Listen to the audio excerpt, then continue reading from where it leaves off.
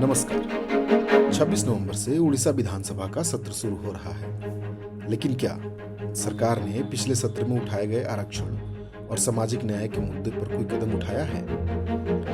यह मुद्दा तब चर्चा में आया जब कांग्रेस पार्टी के नेतृत्व में मेडिकल काउंसलिंग में आरक्षण के नियमों के उल्लंघन का मामला सामने लाया गया।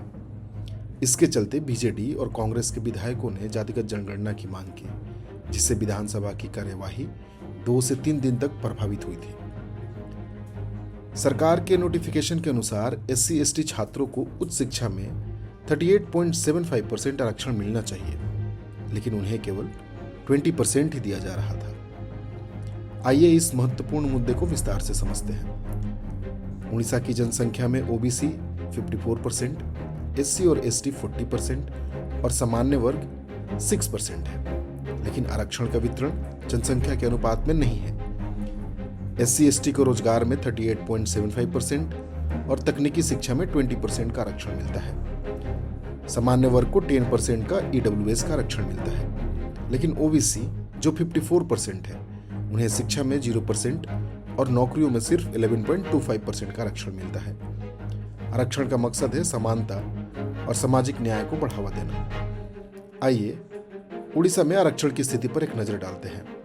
संविधान के आर्टिकल 15 क्लॉज 4 और आर्टिकल 15 क्लॉज 5 के अनुसार शैक्षणिक संस्थानों में SC/ST और OBC के लिए आरक्षण का प्रावधान है, ताकि सामाजिक और शैक्षिक रूप से पिछड़े वर्ग को अवसर मिल सके। आर्टिकल 16 क्लॉज 4 के अनुसार सरकारी नौकरियों में SC/ST और OBC के लिए आरक्षण का प्रावधान है। 1992 में सुप्रीम कोर्ट ने इंदिरा साहनी केस में 50% आरक्षण सीमा तय की, लेकिन विशेष परिस्थितियों में इसे बढ़ाने की अनुमति दी। 1994 में उड़ीसा सरकार ने SC/BC OBC का आरक्षण 11.25% से बढ़ाकर 27% किया।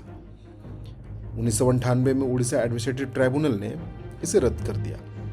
2007 में हाई कोर्ट ने उड़ीसा एडमिनिस्ट्रेटिव ट्राइब्यूनल के फैसले को बरकरार रखा, जिससे OBC का रोजगार में आरक्षण फिर से 11.25% हो गया।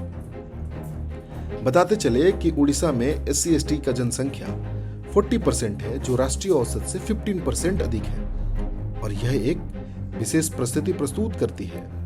इस विशेष परिस्थिति के तहत OBC के लिए इंदिरा साहनी केस में तय की गई आरक्षण सीमा को बढ़ाया जा सकता है, लेकिन अब तक राज्य सरकार ने इस मामले को लेकर सुप्रीम कोर्ट से संपर्क नहीं किया है।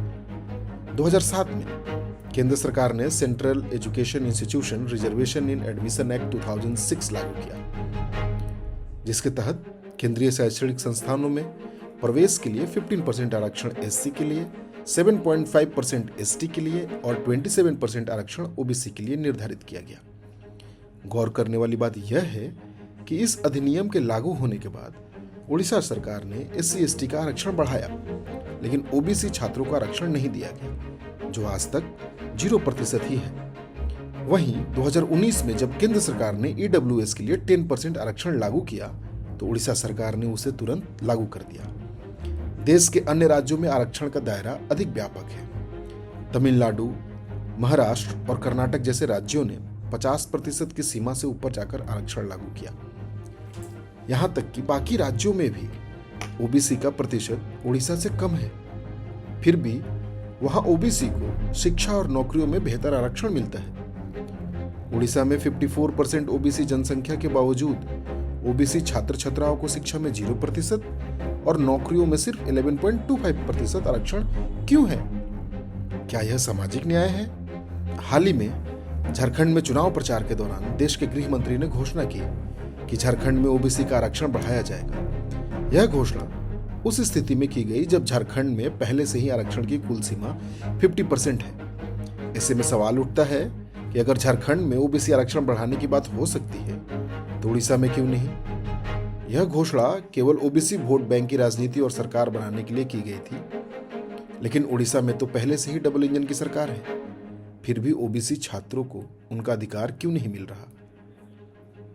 आरक्षण की मौजूदा नीति से OBC छात्र छात्राओं पर पड़ रहे असर को आंकड़े स्पष्ट रूप से दिखाते हैं। केवल MBBS में प्रवेश में ही लगभग 7,000 OBC छात्र छात्रा डॉक्टर बनने से वंचित रह गए। अब तक ओबीसी छात्र छात्राओं ने 50,000 से अधिक नौकरियों के अवसर खो दिए हैं। इस स्थिति को लेकर अलग अलग संगठनों और राजनीतिक नेताओं ने प्रयास किया है।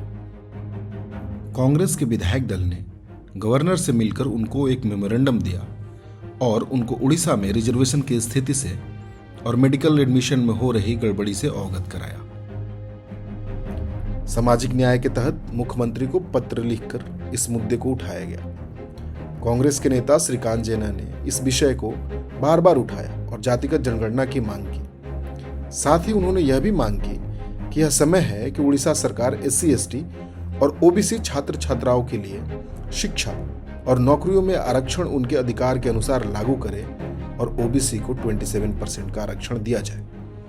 और सरकार से यह मांग की कि राज्य सरकार को सुप्रीम कोर्ट जाना चाहिए ताकि OBC छात्रों के अधिकार को सुनिश्चित किया जा सके। आखिर कब SC/ST को तकनीकी संस्थानों में 38.75% का आरक्षण और OBC को शिक्षा और रोजगार में 27% का आरक्षण मिलेगा? इन छात्रों का क्या दोष है जिन्हें उनके अधिकारों से वंचित कर दिया गया है? आरक्षण एक विचारणीय विषय है जिसे विभिन्न दृष्टिकोणों से समझने की आवश्यकता है। हम इसे आगे और विस्तार से चर्चा करेंगे। फिलहाल के लिए बस इतना ही।